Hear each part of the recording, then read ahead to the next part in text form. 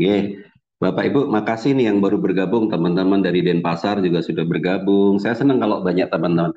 Nah, pagi hari ini 1 jam aja, Bapak Ibu ya, kita akan ngobrol, nambah wawasan tentang layanan data terbuka atau satu data, aktivitasnya itu apa saja yang harus Bapak Ibu kerjakan dan aplikasinya seperti apa. Oke. Bapak Ibu, izin buat Bapak Ibu yang mungkin belum bertemu dengan saya, mudah-mudahan kita bisa ketemu darat, ya Bapak Ibu.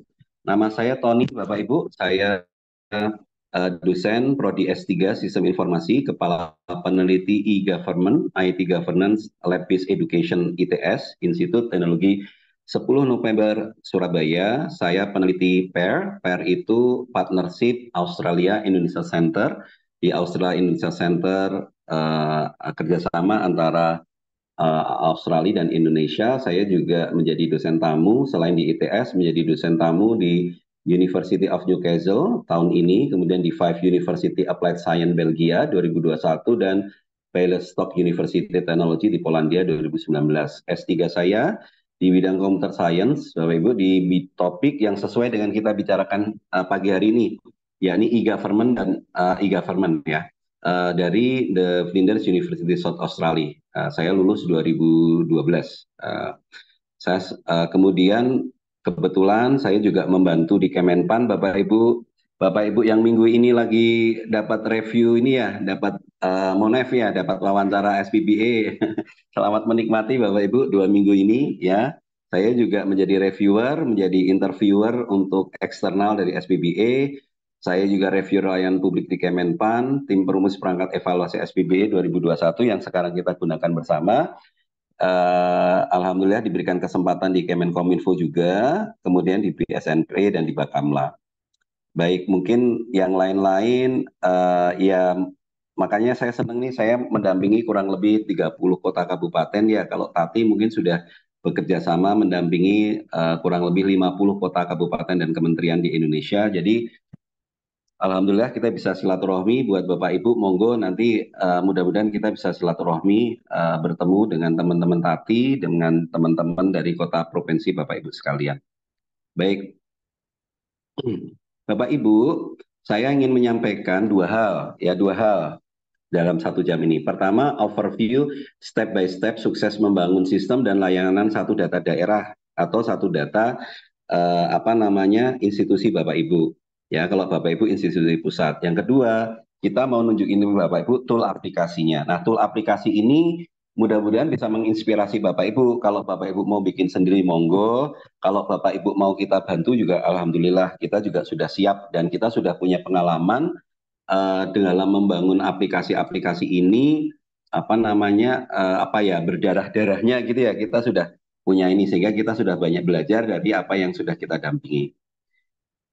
Oke, kita masuk dulu ya Bapak Ibu. Em, kita tahu nih, ini introduction dulu. Kita tahu masalah apa sih kok kita dulu sampai muncul satu data Perpres 39 2019 itu masalahnya apa? Kan Bapak Ibu ngerasakan ya dulu ya.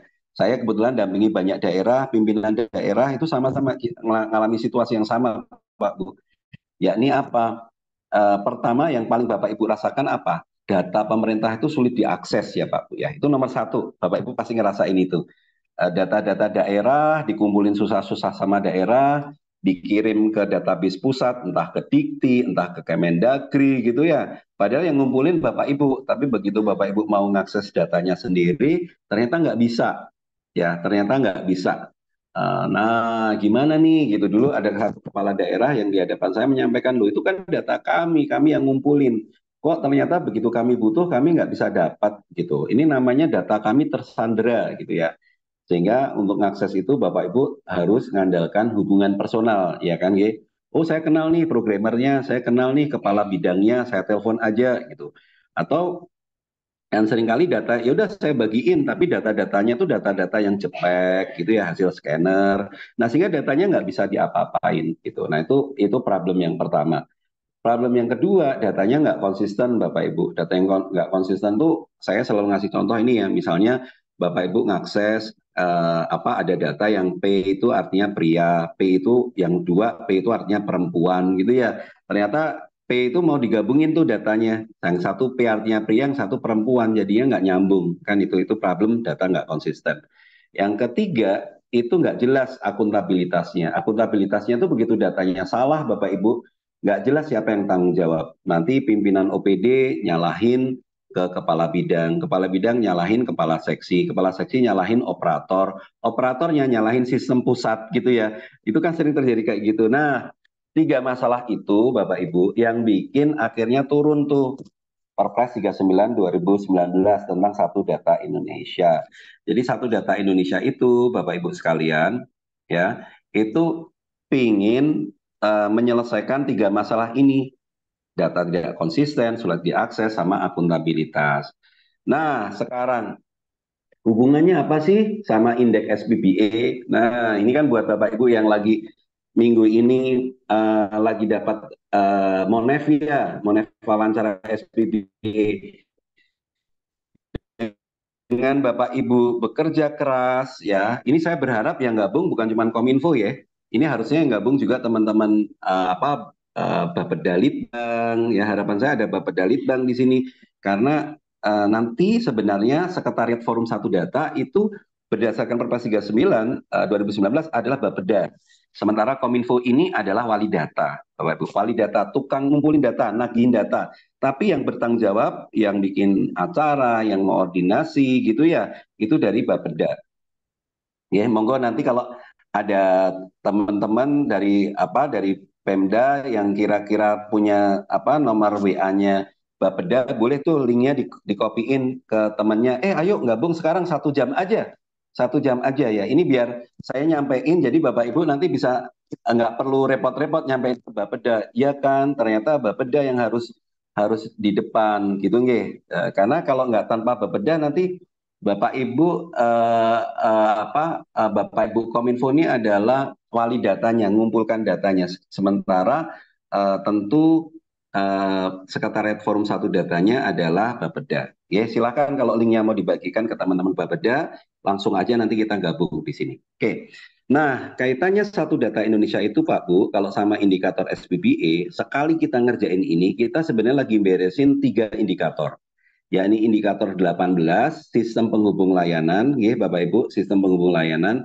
Kedua adalah manajemen data, indikator 23, dan yang ketiga indikator 43, layanan data terbuka. Saya ulangi lagi ya. Jadi satu data ini, kerjaan satu data ini Pak Bu, ini udah nyelesain indeks SPBA kita di 3 indikator. Indikator 18, indikator 23, indikator 43. Ya ini nyelesain sistem penghubung layanan, manajemen data, sama layanan data terbuka. Oke. Nah ini sebenarnya penanggung jawabnya siapa? Indikator 18 sistem penghubung layanan itu ya penanggung jawabnya adalah Kominfo. Indikator 23 manajemen data itu penanggung jawabnya Pak Bu sebenarnya adalah eh, Bapeda ya, Bapeda, Badan Perencanaan Pembangunan Daerah. Nah, itu memang nanti dalam manajemen data itu juga dibantu oleh Kominfo, terutama ketika bicara arsitektur data, bicara interoperabilitas data, itu dia dibantu Kominfo. Tapi indikator 23 itu, Pak Bu, mestinya Bapeda yang di depan. Lalu yang 43 layanan data terbuka, karena ini bicara aplikasi, layanan yakni ada yang satu data.id, ada yang mungkin tempat Bapak Ibu ada namanya OpenGov gitu ya, ada yang namanya layanan data terbuka misalnya pemerintahkap.go.id gitu. Nah, itu yang dimaksud di indikator 43. Biasanya penanggung jawabnya adalah Kominfo. Oke. Baik. Nah, yuk Pak Bu, 3 ini ya, kita sebenarnya sekali bekerja nyelesain 3 indikator. Baik. Pak Bu, sebenarnya ya apa sih tujuan akhir dari kita bikin satu data ini? Ya tadi saya sudah nyampein ada permasalahan yang pengen diselesaikan tadi ya, inkonsistensi, akses data yang susah, akuntabilitas yang nggak jelas. Kan tadi latar belakang masalahnya sehingga muncul Perpres 39 2019.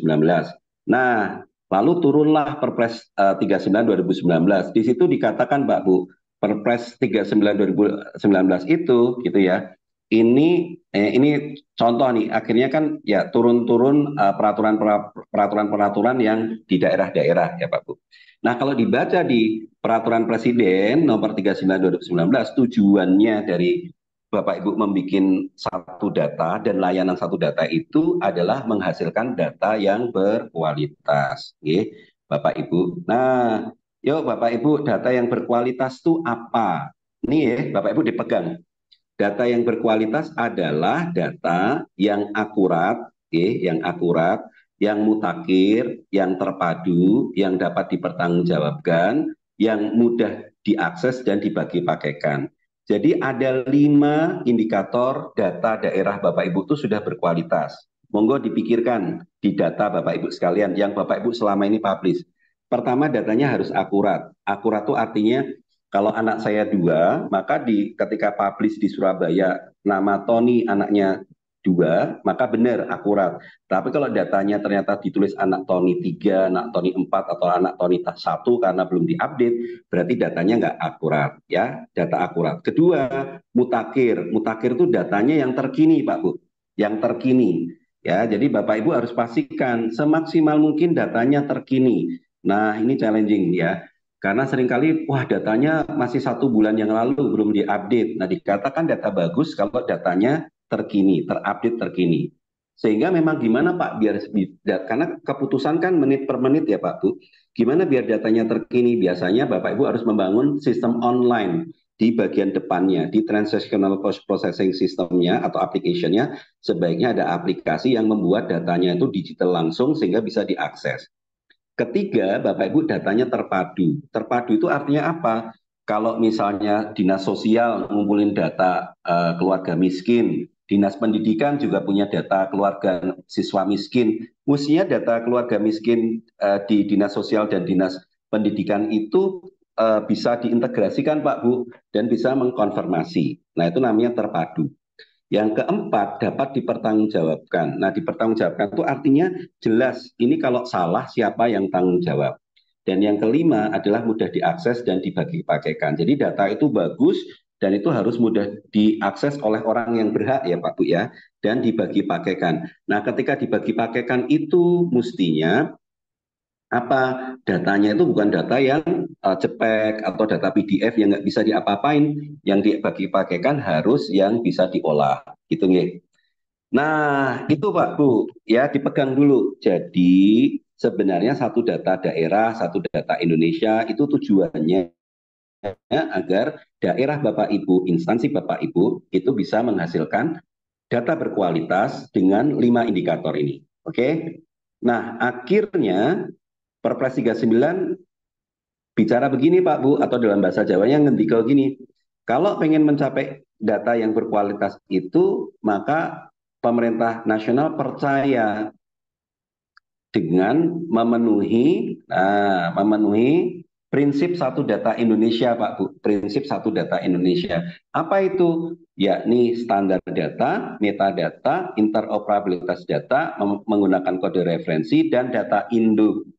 Nah, begitu ya Pak Bu ya. Jadi akhirnya, oh data berkualitas itu menurut Perpres 39 akan tercapai kalau semua IPPD di Indonesia, ya 634 IPPD di Indonesia, itu bisa mempublish data yang berkualitas tadi kalau semua IPPD ketika publish dia memenuhi standar data, menyediakan metadata, ya, memenuhi kaidah interoperabilitas data, lalu menggunakan kode referensi dan menggunakan data induk. Nah, inilah yang disebut dengan prinsip satu data. Gitu ya Pak Bu ya. Jadi pada dasarnya saya ulangi lagi, pemerintah ini menginginkan semua IPBD bisa menyediakan data yang berkualitas ya dengan 5 indikator tadi ya, menyelesaikan 3 masalah yang saya terangin tadi, inkonsistensi, kesulitan diakses, kemudian akuntabilitas tadi ya, dengan cara merintahkan semua IPBD memenuhi 5 prinsip satu data. Oke, nah nanti lalu dari OPD produsen data diangkat ke satu data, layanan satu data daerah atau instansi.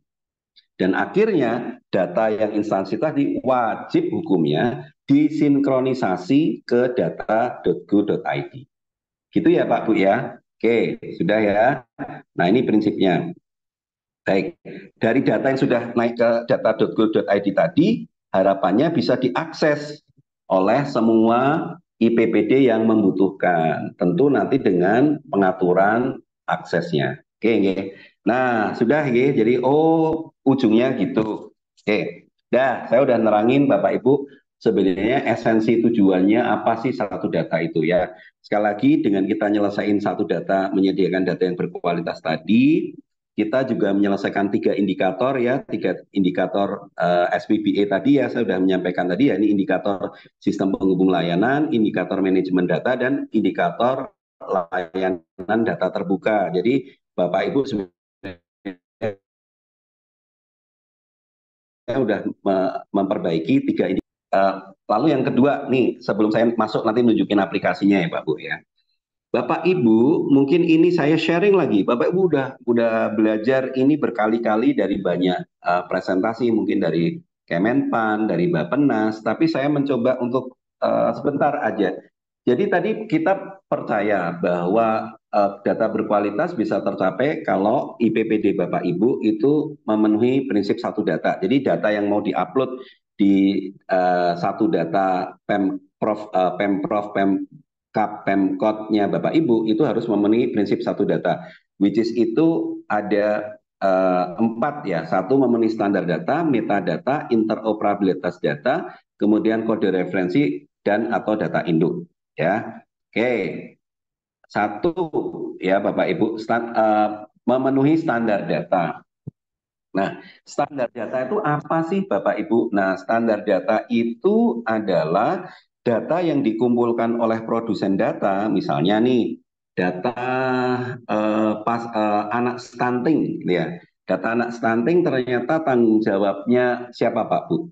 Misalnya dinas kesehatan, gitu ya. Misalnya nih dinas kesehatan atau puskesmas, misalnya data stunting itu. Nah, maka sebelum sebelum data itu dikumpulkan, nanti pembina data, Bapak Ibu, pembina data ya, pembina data itu akan mengeluarkan standar data dulu. Ya, standar data itu mencakup konsep, definisi, klasifikasi, ukuran satuan. Jadi ada 5 item standar data. Nah, ini ditetapkan pembina data. Pembina data itu misalnya kalau statistik BPS, kalau apa namanya Bapak Ibu nanti geospasial misalnya PUPR misalnya gitu ya. Eh, Nanti mungkin data kesehatan eh, bisa juga data keuangan bisa aja dari Kementerian Keuangan. Nah, standar data sekali lagi adalah eh, apa ya Pak Bu ya, item-item yang harus diisi ya, yang harus diisi ya. Jadi di sini ada nanti sebelum tadi misalnya puskesmas ngirim ke Kominfo ya, karena yang nagih kan Kominfo ya. Nah, itu nanti ada formulir, ada aplikasi yang puskesmas harus ngisi ya. Oh, konsepnya itu udah jelas. Yang disebut dengan data apa anak stunting itu apa, definisi anak stunting apa itu udah didefinisikan sama pembina data, Pak Bu ya. Nah klasifikasinya juga sudah dikelompok-kelompokkan, ya kan? Ada klasifikasi stunting, Pak Bu. Nah itu sudah didefinisikan oleh pembina data, bukan oleh si produsen data ya, Pak Bu ya. Klasifikasinya oleh pembina data. Nah, ukurannya Bapak Ibu, ukurannya juga sudah ditentukan oleh apa namanya oleh pembina data, kemudian satuannya juga ditentukan. Ukuran beda ukuran sama satuan itu ukuran unit yang digunakan dalam pengukuran jumlah kadar cakupan.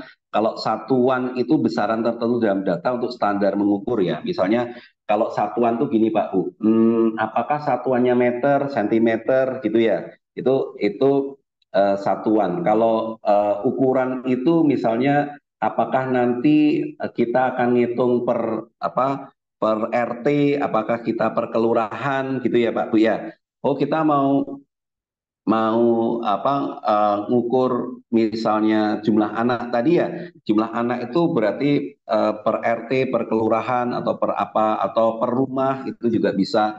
Nanti satuannya anak gitu ya Pak Bu. Nah itu satuan, ukuran, klasifikasi, definisi, konsep itu sudah ditentukan oleh pembina data ya. Jadi Bapak Ibu IPPD termasuk wali data itu sudah given aja, udah nerima aja ya.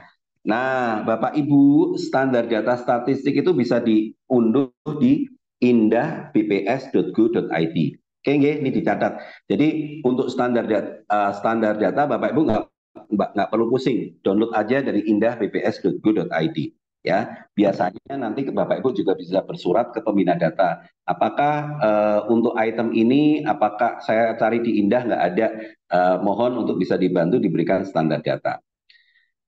Oke, yang kedua metadata, Pak Bu ya. Jadi sekali lagi waktu standar data tadi udah dapat, maka nanti dari Kominfo waktu nagih gitu ya, itu bilang sama si produsen data, entah itu puskesmas, entah itu OPD, tolong ya datanya itu diunggah sesuai dengan standar data yang udah ditentukan sama BPS ya, ditentukan sama PUPR, ditentukan sama Kementerian Keuangan, saya gitu ya. Satuannya ini, ukurannya ini gitu. Nanti kalau ternyata OPD-nya bilang, wah satuannya beda nih gitu ya, saya nggak pakai satuan ini. Nah, mulai masalah karena harusnya sama, karena kan agar nanti datanya bisa diintegrasikan di level nasional, datanya harusnya sama. Makanya ya mau nggak mau produsen data harus menyesuaikan dengan standar data yang sudah ditentukan oleh pembina data.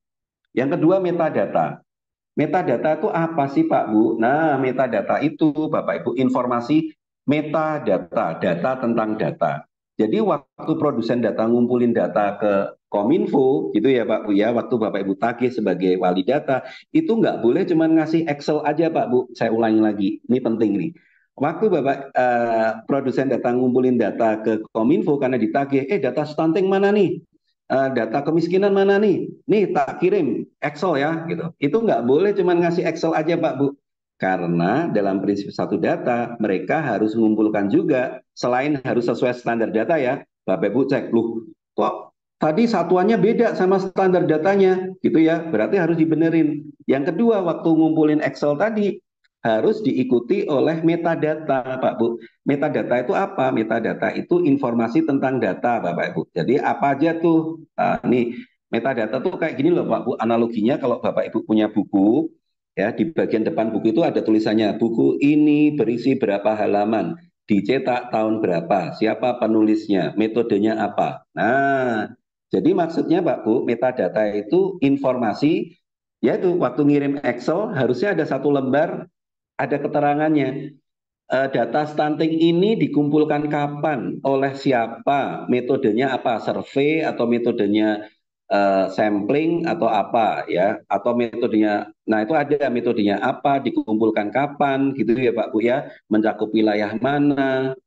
Nah itu namanya metadata Pak Bu. Jadi sekali lagi saya ulangi, syarat kedua ketika Bapak Ibu menagih data tadi dari produsen data adalah Bapak Ibu harus memastikan data itu diikuti oleh keterangan metadatanya, ya metadatanya. Oke, dua, tiga, Bapak Ibu.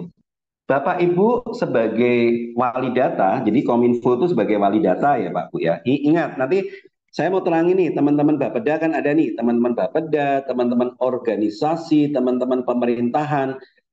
Pertama, tadi saya sudah matur di depan ya, teman-teman Bapeda ini adalah sekretariat Forum Satu Data.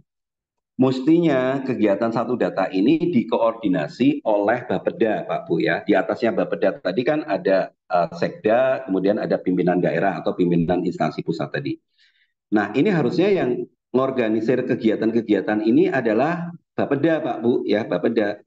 Kominfo dong, Kominfo yang bikinin toolnya, Kominfo yang jadi wali data tuh nagih, ya Pak Bu ya, yang nagih-nagih datanya. Tapi yang koordinasi semua kegiatannya adalah Bapeda. Sekretariatnya juga di kantor Bapeda. Oke. Nah, saya Pak Bu dari pengalaman mendampingi, memang sebaiknya Bapeda sama Kominfo tuh kerjasama, duduk bareng. Ayo kapan nih? Nah, untuk apa? Untuk kapan forum satu data rapat, apa yang harus dilakukan gitu. Oke, nggih. Nah, tadi jadi udah jelas ya. Tadi kan yang nagih adalah wali data. Nah, di dalam Perpres 39 dikatakan ada wali data, ada wali data pendukung. Ya, Pak Bu ya. Ada wali data pendukung. Nah, wali data itu jelas dikatakan itu Kominfo atau unit TIK. Ya, kalau Bapak Ibu instansi pusat unit TIK-nya entah Pustik ya atau apa. Nah, lalu Kominfo, Dinkominfo kalau di daerah. Lalu ada wali data pendukung. Wali data pendukung itu OPD atau unit lain yang membantu Kominfo dalam mengumpulkan itu. Nah, Bapak Ibu, saya mau ngasih saran di beberapa daerah, kan sebenarnya OPD-OPD tertentu sudah punya rutinitas setiap tahun ngumpulin data. Contoh, Bapeda, organisasi pemerintah itu kan sudah ngumpulin apa Pak Bu? Ya, Lakip, LKPJ, LPPD ya, kan itu sudah rutin ya. Lakip, LKPJ, LPPD. Nah itu sebaiknya Bapeda, organisasi dan pemerintah ya itu dijadikan sebagai wali data pendukung Pak Bu. Jadi dia tetap bekerja mengumpulkan tiga dokumen tadi, semua data-data yang terkait Lakip, LKPJ, LPPD. Nah, sehingga Kominfo nggak perlu lagi nagihin data-data